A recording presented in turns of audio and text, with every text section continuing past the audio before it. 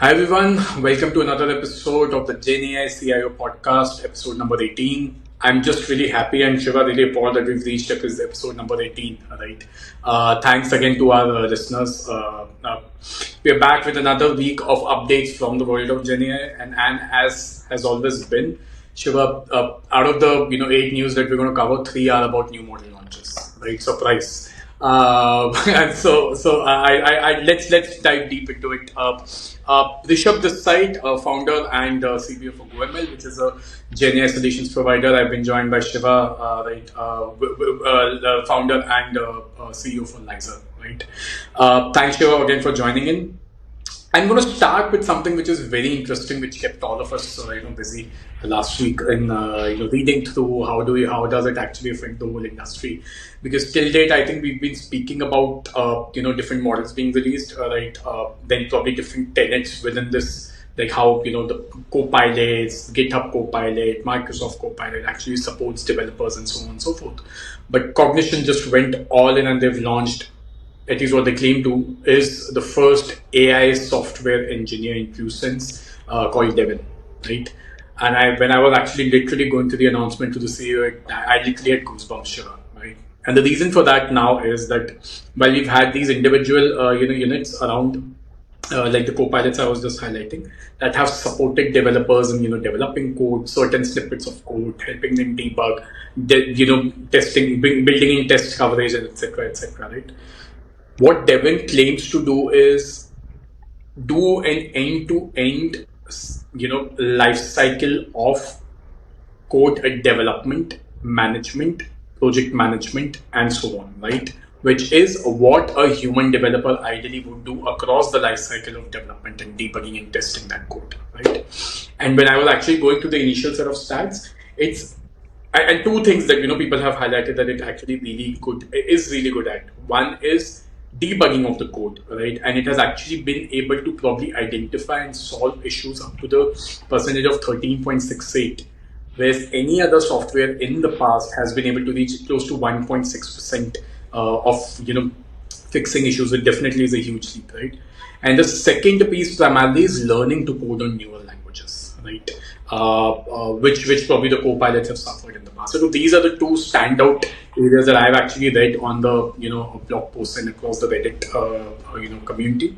But while I am really excited about this, Shiva, it definitely seems promising. What's your take on how does it actually affect the whole coder's life now, right? Yeah, no, I think Devin is fantastic. I'm still waiting for my access. As soon as I get access, I'll start also trying out on my own. But I've been again watching all the tutorials and examples that people are posting, like you are doing. One thing that Devin has done really well is forget about how it's working, etc. It has opened up the agent market full on now. People with Devin, people believe that we have arrived. The agent market has arrived.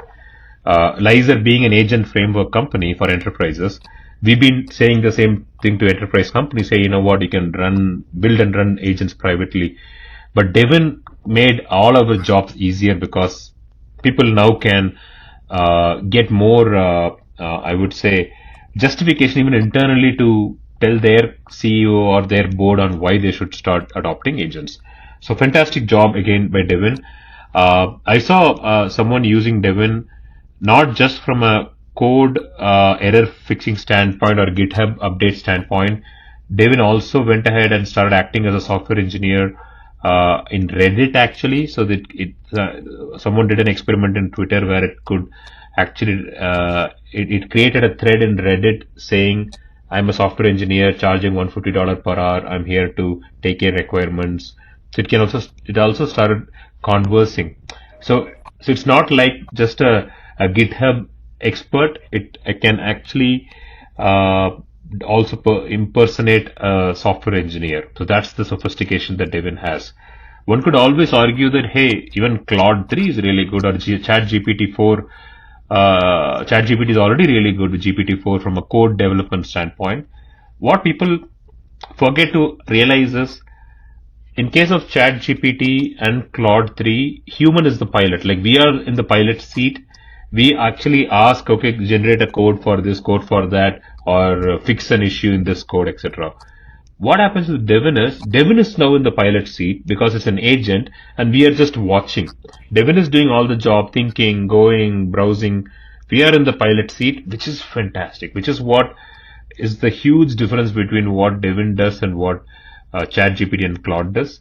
Even if GPT-5 comes out with fantastic capabilities, I don't think this can be discounted. The fact that it can do multiple things on its own, I don't know if GPT-5 can do that. We'll have to wait and see. But yeah, long story short, Devin has opened up the agent market big time now. Businesses, if you're listening to this, please start adopting agents right away. Agent future is already here actually. Absolutely. And this is what really makes me happy, right? Sure about this announcement. And obviously, is Devin has showcased a lot of promising capabilities. But what Cognition is now focusing on is not probably, and this is something that you and I spoke about, right? Bringing in newer models every time with newer stats, billions and trillions of parameters. Eventually, the market is going to get saturated, right? What we should be focusing on, what companies should be focusing on consumption. That's what Cognition went and did. They're still using GPT-4 at the back end, right? Devin consumes GPT-4, but they made a consumable use case on top of it, right? Exactly. And I was part of this, very very two-sided conversation, right? That it's going to take away the jobs versus it's going to be really, helping developers, right? Well, obviously, I mean, no one can actually predict that at this point. But my take on this, Shiva, is that we need to see and focus on one thing, right? Well, Devin does a lot of your coding, debugging, testing, collaboration tasks, and so on and so forth. But when you look at the coder's life cycle, right, in an average enterprise, only 40% of that of time of a coder is actually spent across these tasks, right? I just got off a call with a customer. The customer is very happy with the work is going on, right? He's very happy with the updates. He's just pissed off that the team is not communicating and coming on calls, right? So I think that level will still be with the coders. I feel it's a brilliant update to be like it's a coding assistant and all in all, truly coding assistant. As you mentioned, we are in the pilot seat. I still feel we are way beyond or like we're nowhere closer to probably this taking away the coder's job. Fantastic. What next? All right. Anthropic has been in the news, obviously, for 3 weeks now, right? While obviously, they've released Claude, then they came in with a bigger context window of Claude V2. But Shiva, you and I have actually spoken, in the past that how, Claude V2, right, when we've actually leveraged it across our use cases, the accuracy was low.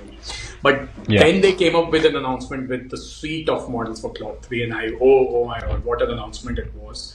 Opus by far, Shiva, and we've now tried it, right? And in fact, we're using it in one of the production use cases as well, right? And this model has just come in 3 weeks back, just by the way, right? It definitely is a game changer, right?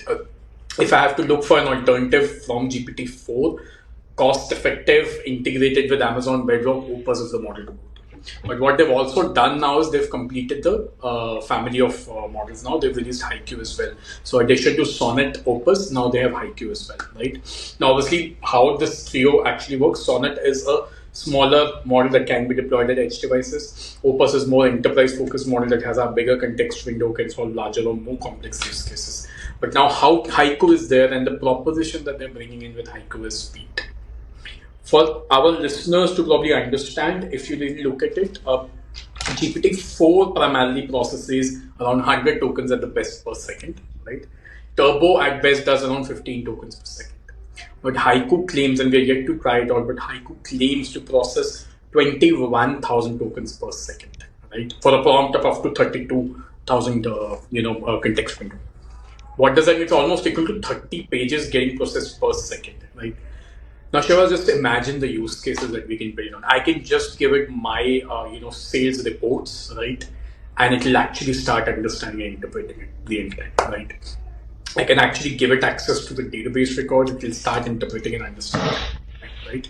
So I'm really excited about this now, although we are yet to start it. But I'm just excited about the overall Claude 3 suite, right? And that the capabilities that it's able to bring on. No, I think platforms like Claude 3, Haiku, and Grok, the other Grok, not the Elon Musk Grok, the other Grok, these actually take away the latency issue altogether, and they are super useful for real-time multi-agent frameworks, because when multiple agents has to interact with each other and build an end-to-end automation, they come in through super handy. So yeah, great. We'll have to try. I just signed up for the Claude 3 Opus yesterday. I've been trying out. Definitely nice. The fact that they don't have a mobile app is a bummer, Yeah. but at least a good start right now.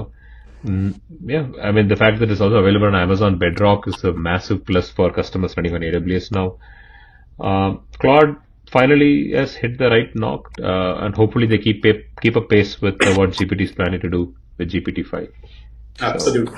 Try Opus. We've been using it for our production use cases, especially on use cases which is beyond NLP, like content generation, summarization, and image generation and so on. Right?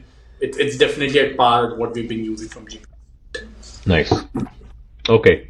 So next up, our man Elon Musk went ahead and made Grok. This is Grok, Grok, which is Twitter's AI LLM that they had. He made it open source. It's a 314 billion mixture of experts model, 8 mixture of experts, similar to Mixtral actually, and it is 8 into I think 34 billion models. Each mixture is each expert is a 34 billion model.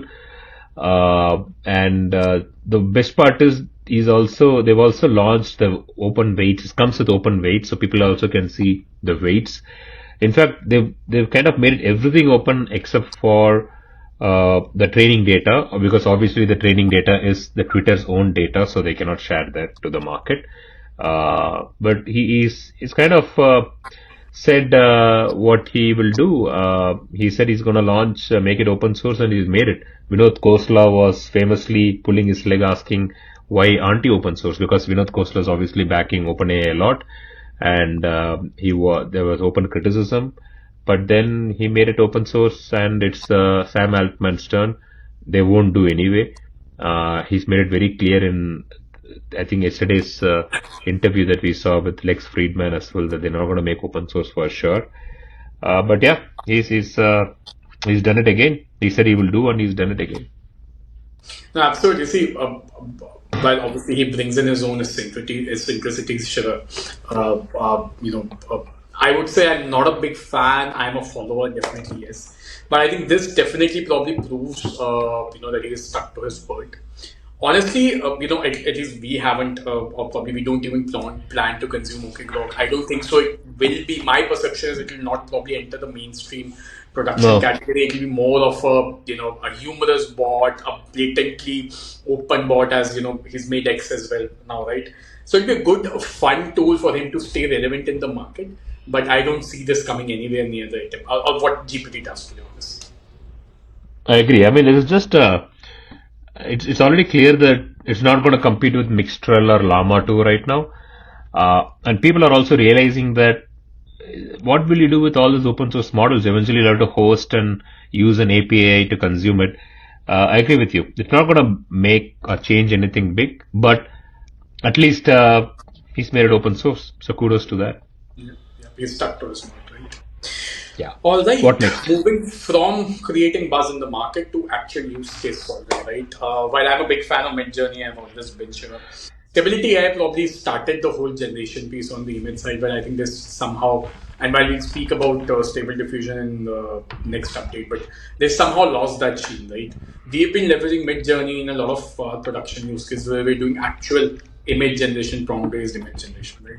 And now they've come back with another, which I feel is going to be very significant update, which is character recognition, right? And this is something that, and I'll speak about a very specific use case that we are trying to solve for a customer where this is going to be very beneficial. So we're working with a company that actually does story or probably generation for toddlers and probably young children, right? Probably below the age of 7. Well, obviously they don't want to give prompts to their hand in their hands, but they want to do generation on the fly, right? Based on certain set of characters, right? And the challenge that we've been facing, Shiva, heavily is consistency, right? when I actually generate different scenes with the same character, there definitely are changes that happen in the character. How do I manage that consistency till the time I don't start programming it? Only through prompts, how do I maintain this consistency? This is exactly what Midjourney has solved now, right?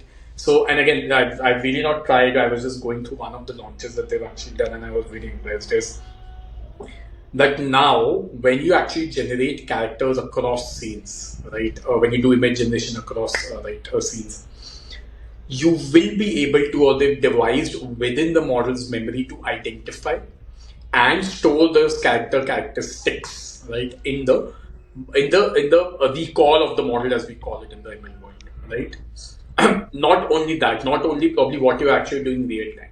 What you can also do is you can actually link different characters across images, right? So if I have generated a character in the past either through Midjourney, or there is an image or a character, or probably just a character in the story that I want to leverage, I can just use that URL from Midjourney to understand that character, right? So it's not a continuous generation recall. You can actually give breaks and then probably leverage a past reference as well, probably.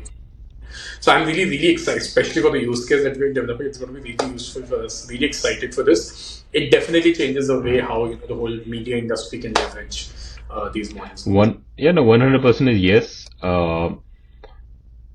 I think because these diffusion models, like LLMs, do not have memory, they always they are stateless. They always take one query at a time, and they try and operate. So the consistency was not there. You cannot create the same type of image twice. But this dash cref feature or dash cref feature, whatever feature that they have, is similar to the one that GPT tried with seed. They had the seeding concept. But it didn't work with GPT, but it is working with Midjourney, which is good. Fantastic. I think we had a customer today. We've been speaking about the same feature. The fact that Midjourney has launched it is fantastic. So thanks. I'm just super happy about it. Right? Yeah. All right, moving on to another update, right, from another biggie. Stability AI, while they've been in actions on and off, I think they released a code interpreter a couple of weeks ago that we have covered, right? They've now made a good amount of update to the original model that they started working on, which is diffusion, stable diffusion, right?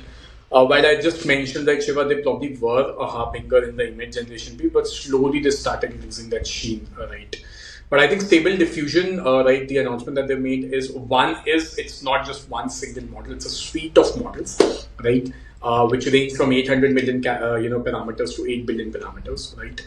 But just to clear for our listeners, it's not a mixture of model, right, approach. It's each of these are separate standalone models that users can leverage to generate images. But how does that matter, right? Because now, see, one of the biggest challenges that we've seen with higher parameter models is number one, obviously, is cost, but number two is latency as well, right? And that's something that we've seen happen heavily with Dolly as well, right? Dolly 3 specifically, right? Now, if let's say you have a use case where latency is a concern where you need to probably get back to customers much faster, right? You can actually, but accuracy, realistic image generation, etc., is something that can be compromised upon. You can actually use a 800 million parameter model.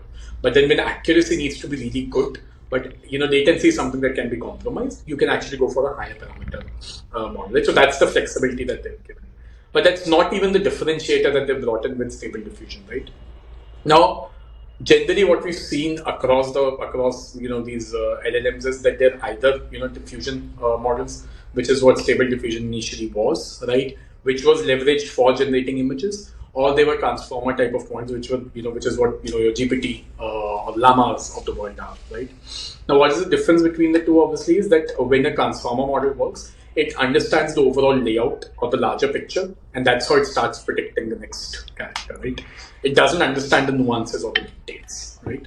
But in case of a diffusion approach, it doesn't understand the larger picture or the layout of the land. It actually understands the details, and that's how stable diffusion originally generated images. It actually generated images at a pixel level, and then probably started going out, and so on and so forth, right? But challenge obviously is that when you have these two types of models, you don't get a consistency, right? Now, what they've done is they've combined the two approaches together, right?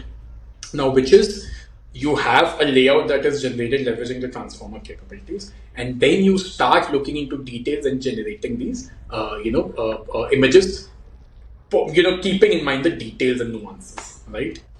Well, obviously, this is a very good approach, Shiva, right? And I'm pretty sure that Stable Diffusion would be able to, change the whole way that they generate images.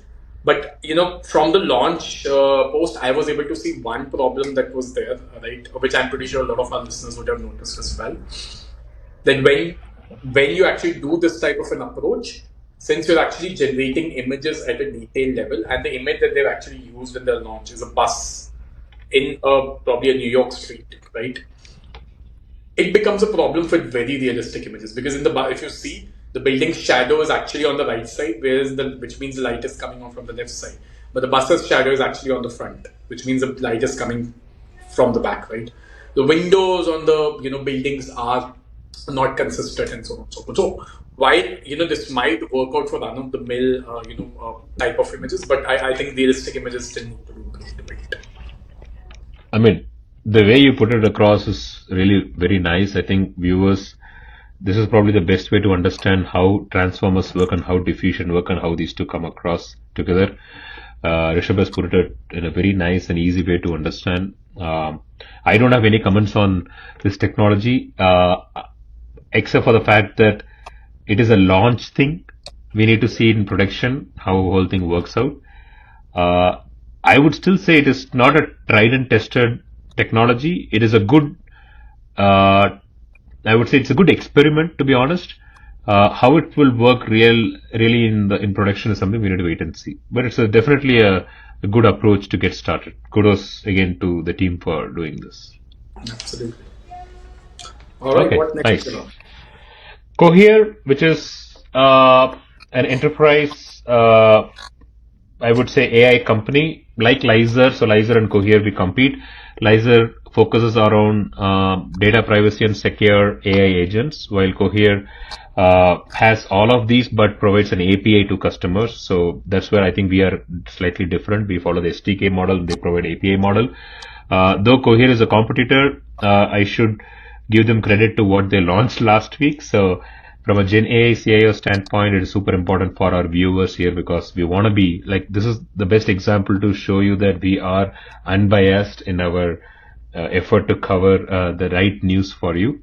So Cohere launched Command R, which is another API function using which you can now build, say, QA, multilingual question answering bots, summarization bots, etc. Earlier they had a RAG API, which is still available, which is still probably their highest selling item, which is RAG as a service. Now they've launched Command R, which is something that you should try. If you are an enterprise, try Command R and see how it can help you build faster. But if you want the same speed but absolutely private, then that's where Lizer comes in, where we give the same capability as an SDK for you, which runs locally on your cloud.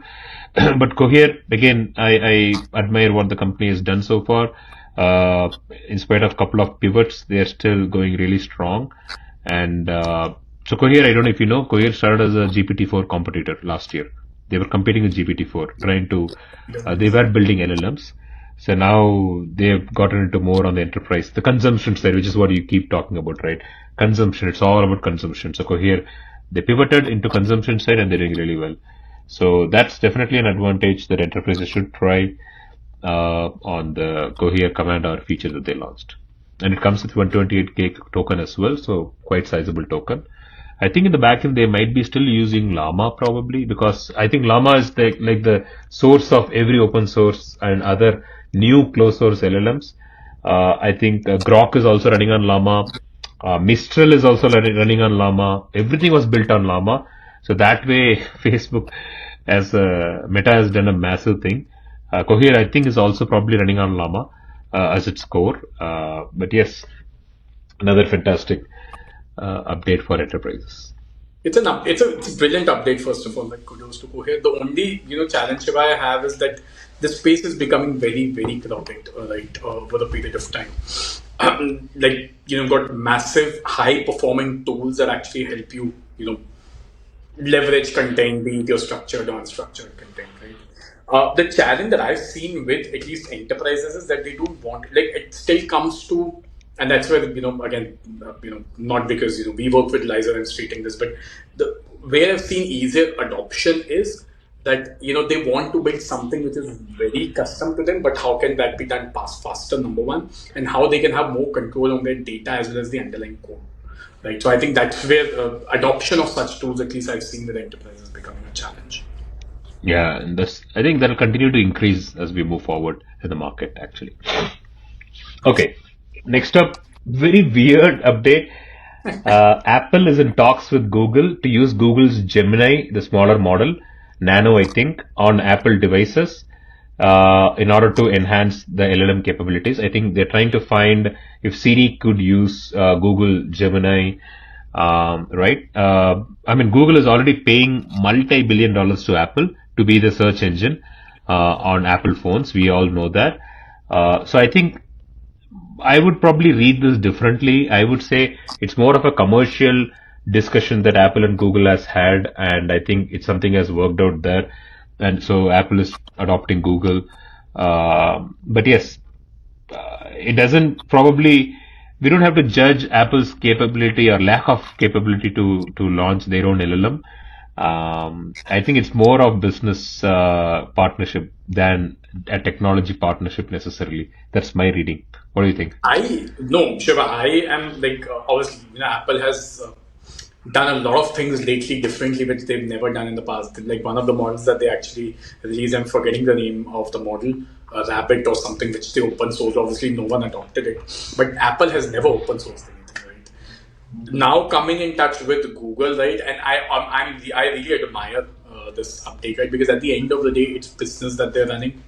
There are certain things that you actually are really good at, and there are certain things that you're really not good at, right? Like Apple would never want to develop their own search engine, right? No technology company would want to do that today, right? They will go to Google.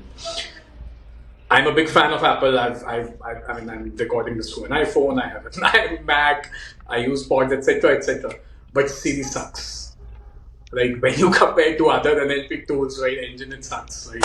So, I mean, I mean, if it's a match made in heaven, I'm really happy about this upgrade. I'm just waiting for this to now come in, so I start using Siri. I do not right now because I'm really not happy about the accuracy. Yeah. Happy about this update. There is news that Siri, the next iOS update or next iPhone that's going to come out, iPhone 16 probably, would come and it will be an AI phone. Let's see what happens. They've, and again, I know I'm digressing, but I'll just take 10 seconds, right? Again, a big fan of Apple. They revolutionized the smart phone industry. But lately, it's just the form factor that they've been changing in their phones, but nothing which is very, very innovative in this. So something of this sort, cross collaboration, if it helps them probably bring in that expertise and change, I'm all for it. Sure. Brilliant update. Cool. Last but not the least, Sam has been in news again with the Lex Friedman podcast. But there is news that GPT-5 is coming this spring. Spring is April, so we are very near to the launch. He also highlighted that we will probably name something else. I don't know if it's for sarcasm or he was true about it. He was saying Gobi as a name. We don't know. We'll have to wait and watch. So that's the latest update. It's not a big update. It is just something that to share to the world that GPT-5 is definitely coming. Is it AGI? No. As per him, it's all about being much more smarter, much more faster. So I think a better RPM and more multimodal AI capabilities. Probably video could be built in, like a 15-second video probably as an option could be built in. That'd be a massive if they can add even a 5-second video, if that's possible. Runway allows people to do a 15-second video actually. So yeah, that's the news from GPT-5.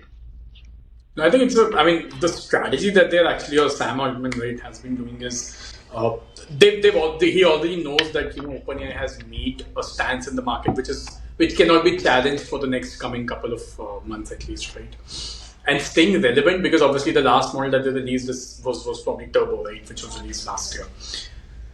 I think staying relevant in the market is very important. So slowly they're moving. It's like a countdown, like curtain raiser, right? So they've not launched, but they've given a teaser of Sona, right? Now they're probably dropping a hint of what the name could be. My next expectation is that what I anticipate, Shiva, is that till the launch, right, they're going to probably keep dropping these smaller bombs, and then GPT-5 is going to be banned, right? So I think right now the focus that they have on the marketing side is absolutely fabulous. No, the one last point on this is OpenAI, unlike other companies, OpenAI, see, Devin was a good launch, but OpenAI's every launch has been like of Devin quality. So every launch has been like, wow. Forget about upgrades, like GPT-4 Turbo is an upgrade, or GPT 3.5, those are upgrades. But every new launch has been mind-blowing. So let's wait and see what they're going to launch here now on GPT-5 actually. I'm really hoping that it's going to be mind-blowing. There are also talks that they're entering the agent arena as well. So yeah, let's looking forward. What else we have, Rishabh? I think that's it for our viewers this time. Again, happy to probably bring in such updates, share our views, and especially how the CIOs can actually consume some of these modern updates in their businesses. For anything else, do get in touch with Liza or GoML. Right, happy to take any queries. Thanks again for listening, and we'll be back with another episode next week. Thank you. Take care.